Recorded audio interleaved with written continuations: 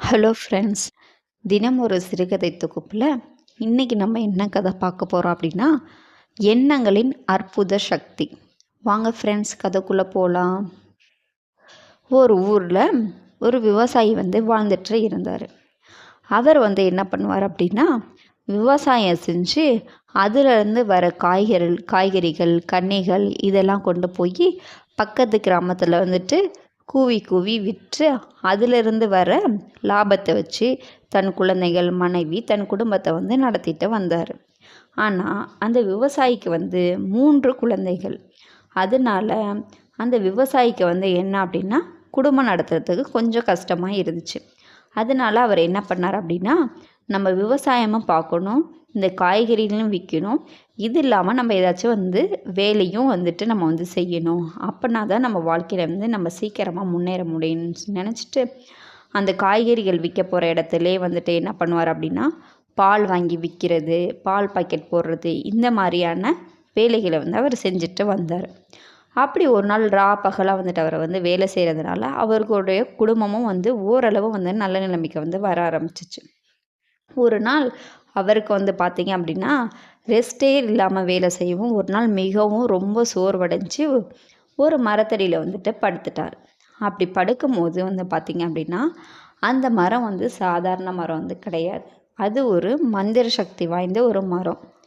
அப்போது அவர் படுத்துக்கிட்டே என்ன யோசித்தார் அப்படின்னா, நம்ம முன்ன மாதிரி நேரத்துக்கு நம்ம சாப்பிட்றது இல்லை, ரொம்பவும் அதிகப்படியாக வேலை செய்கிறதுனால கை காலெலாம் ரொம்ப அசதியாக இருக்குது, மிகவும் ரொம்ப சோர்வாயிட்டோம்ல நம்ம அப்படின்னு சொல்லிட்டு யோசிச்சுக்கிட்டே படுத்திருக்காரு. அப்போ படுக்கும்போது அவர் என்ன யோசித்தார் அப்படின்னா, இந்த நேரத்தில் சிலு சிலுன்னு ஒரு இளமையான காற்று விட்டுனா நமக்கு நல்லா இருக்கும்ல, அந்த காற்று மிகவும் குளுமையாகவும் மிகவும் இதமாக இருந்துச்சு அப்படின்னா நமக்கு ரொம்ப நல்லா இருக்கும்ல தூங்குறதுக்கு அப்படின்னு சொல்லி நினச்சார். அவர் நினச்ச அடுத்த செகண்டே பார்த்தீங்க அப்படின்னா, சில்லுன்னு சாரல் காற்று வீசிடுச்சு. உடனே அவருக்கு சந்தோஷம் தாங்க முடியல. அடுத்து என்ன நினச்சார் அப்படின்னா, இந்த மரத்தடி கீழே படுக்கிறதுனால கல் அதோட வேர் இதெல்லாம் நம்மளை குத்துதில்லை, இதெல்லாம் குத்தாமல் இந்த சாரல் காற்றுல நல்ல ஒரு பஞ்சு மெத்தையில் படுத்தா இன்னும் நமக்கு நல்லாயிருக்கும் அப்படின்னு சொல்லிட்டு அவர் நினச்சார். அவர் நினச்ச உடனே என்ன ஒரு ஆச்சரியம் பார்த்தீங்க அப்படின்னா, அவர் பக்கத்துலேயே பஞ்சு மெத்தை தலையணை எல்லாமே இருந்துச்சு. உடனே அவர் குடுகுடுன்னு ஓடி அதில் போய் படுத்துக்கிட்டார். உடனே அவருக்கு என்ன யோசனை வந்துச்சு அப்படின்னா, நம்ம ஜில்லுன்னா காற்று வேணும்னு கேட்டோம், அது அடிச்சிச்சு, மெத்தையில் படுத்துக்கணும்னு நினச்சா அதுவும் இருந்துச்சு, கை காலெலாம் வலிக்குது, மிகவும் சோர்வாக இருக்குது, இதெல்லாம் பிடிச்சி விட ஒரு வேலைக்காரனை இருந்தால் தேவலாம் அப்படின்னு நினச்சார். அதே மாதிரியே ஒரு வேலைக்காரன் இவரோட கைகள் கால்கள் எல்லாமே பிடிச்சிடுற மாதிரி ஒரு வேலையால் இவங்களுக்கு பிடிச்சி விட்டுருந்தாங்க. இவருக்கு ரொம்ப சந்தோஷம் தாங்கவே முடியல. என்னடா இது, நம்ம நினைக்கிறதெல்லாம் நடக்குது அப்படின்னு சொல்லிட்டு காலையிலேருந்து வேலை செஞ்ச அலுப்புனால ரொம்பவும் பசிக்குது, இவ்வளோது இருந்து சில்லுன்னு காற்று மெத்தை கைகால் அமைக்கிற ஒரு ஆள் இதெல்லாம் இருந்து வயிறு பசிக்குது, பசியை போகணும்ல. அப்போ இந்த டைமில் நமக்கு ஒரு அறுசுவை உணர்வு இருந்துச்சு அப்படின்னா இன்னும் நல்லாயிருக்கும், அந்த உணவை சாப்பிட்டோம் அப்படின்னா இன்னும் நமக்கு மன திருப்தியாக இருக்கும் அப்படின்னு சொல்லி நினைக்கிறாரு. உடனே அவர் நினச்ச மாதிரியே ஒரு தங்கத்தட்டில் என்னென்னா அறுசுவை உணவும் அமிர்தமாக அவருக்கு கிடச்சிச்சு. அது சாப்பிட்டோன்னே அவருக்கு ரொம்ப திருப்தி ஆகிட்டு நல்லா தூக்கம் வந்துடுச்சு. அவருக்கு தூக்கம் வரும்போது அவருக்கு என்ன யோசனை செஞ்சார் அப்படின்னா, இவ்வளோது நம்ம செஞ்சோமே, இந்த காட்டில் நம்ம தனியாக தானே இருக்கோம், திடீர்னு நம்ம சிங்கம் நம்மளை சாப்பிட்டா என்ன பண்ணுறது அப்படின்னு சொல்லி நினைக்கிறாரு. ஏன்னா அப்படி நினைக்கும் போது, ஏன்னா அது நினைத்ததெல்லாம் கொடுக்குற ஒரு மாயமான மரம் அது. ஓகேங்களா?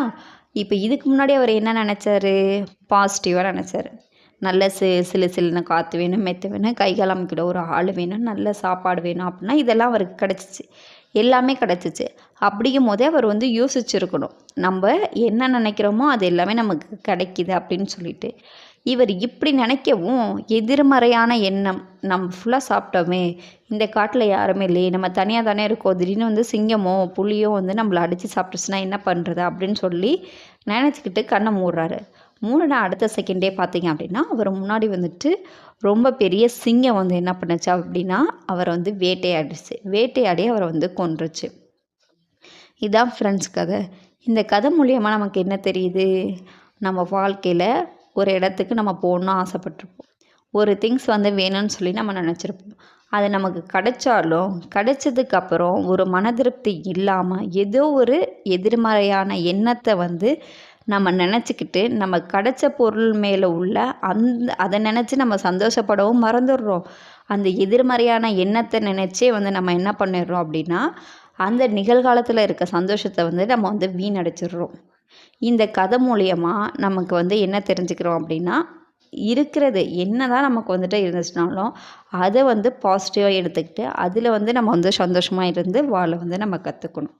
ஓகே ஃப்ரெண்ட்ஸ், இந்த கதை உங்களுக்கு பிடிச்சிருந்துச்சு அப்படின்னா லைக் பண்ணுங்கள், சப்ஸ்கிரைப் பண்ணுங்கள். தேங்க்யூ ஃபார் யுவர் வாட்சிங்.